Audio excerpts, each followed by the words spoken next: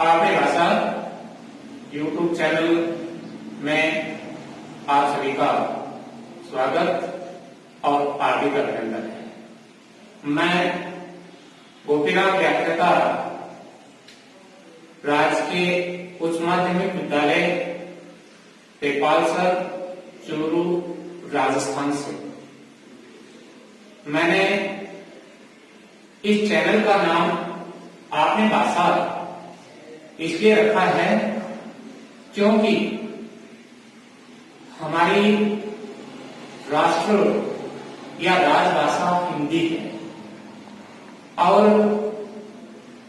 समय की आवश्यकता है कि हिंदी का प्रचार प्रसार एवं उसकी पूर्ण जानकारी अधिक से अधिक छात्र छात्राओं और पात्र तक पहुंचे। इसीलिए मैंने इसका शीर्षक रखा है आपने भाषा YouTube चैनल।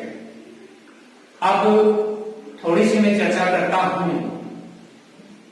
आपने सब तो अपने लिए है, लेकिन हमारी जो भाषा हिंदी है उस हिंदी भाषा का प्रारंभिक शब्द है भाषा।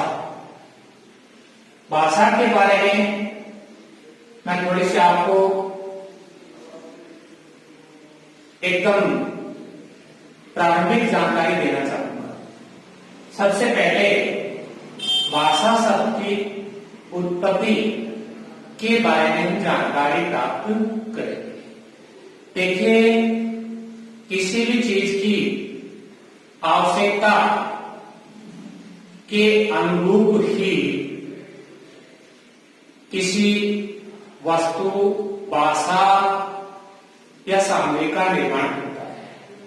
जैसा कि कहा गया है, आवश्यकता आविष्कार की जननी। तो भाषा की उत्पत्ति के बारे में जहां तक मैंने पढ़ा है, आदिकाल में जब मनुष्य अपने मन के अंदर जो कुछ हलचल थी वो दूसरे तक पहुंचाने के लिए पूर्ण ज्ञान नहीं होने के कारण वो संकेतों से काम चलाया करता था। लेकिन समय परिवर्तनशील है, विकास हमेशा निरंतर आगे बढ़ता रहता है, इसलिए संकेतों के बाद उसे और ज्यादा आवश्यकता हुई कि वो अपने मन के अंदर के जो कुछ विचार हैं वो दूसरे तक पहुंचाए। तो इस प्रकार जब उसने कोशिश की और कोशिश का प्रतिफल ये हुआ कि उसने बोलना सीख लिया। बोलना सीखने के लिए एक माध्यम की आवश्यकता थी और उसी माध्यम का नाम है भाषा। अब हम व्याकरण की दृष्टि से इसका उत्पत्ति का आधार देखते हैं।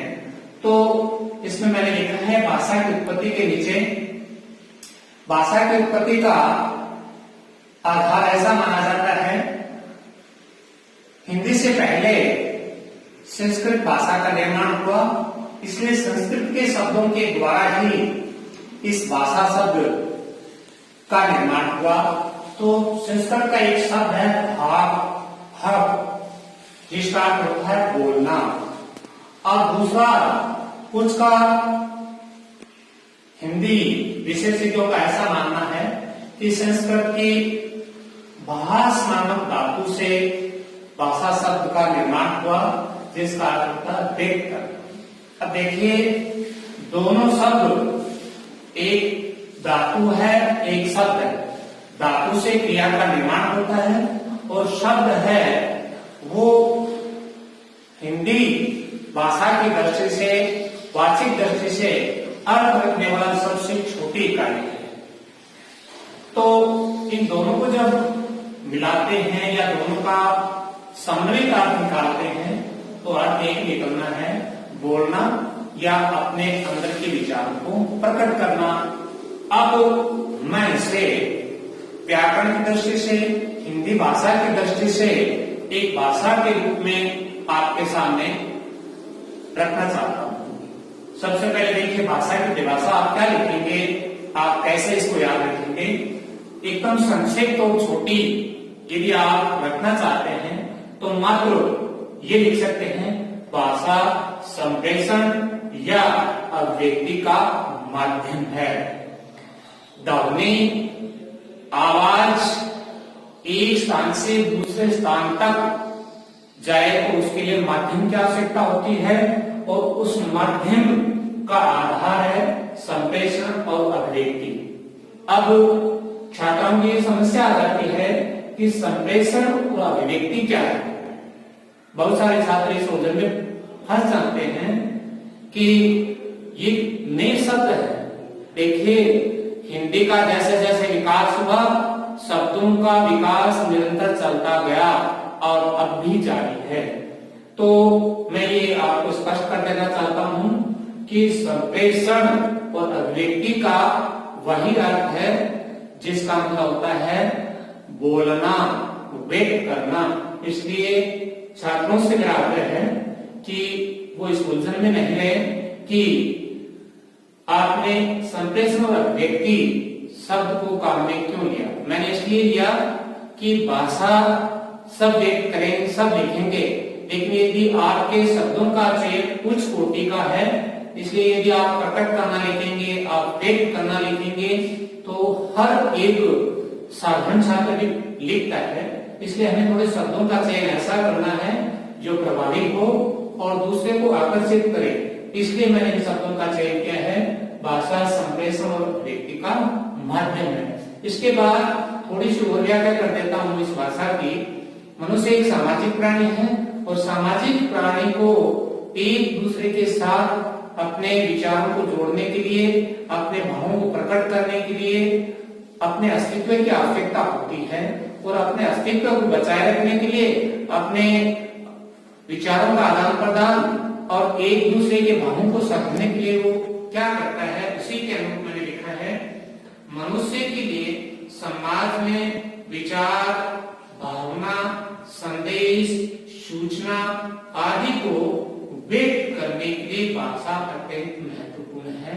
अर्थात कहने का मतलब यह है कि भाषा के बिना हम इन चार जो शब्द हैं जो अलग अलग रखते हैं, विचार हमारे मन की विचार, भावना मन में उठने वाले भाव, तो संदेश जिसे हम किसी के पास भेजना चाहते हैं, सूचना किसी प्रकार की सूचना, यदि इनको आपको भेजना है तो उसके लिए सबसे सशक्त, सबसे आवश्यक वो है भाषा।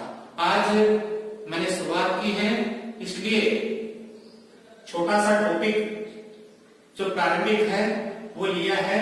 इसलिए आप इसको देखें, समझें और आपको कैसा लगे इसके लिए आप कमेंट जरूर करें। आज के बाद कि आपने भाषा YouTube चैनल का लगातार इसके हिंदी के क्रम में आपको जानकारियां दी जाएंगे। इसलिए आप रुचि के साथ देखें, समझें और कमेंट जरूर करें।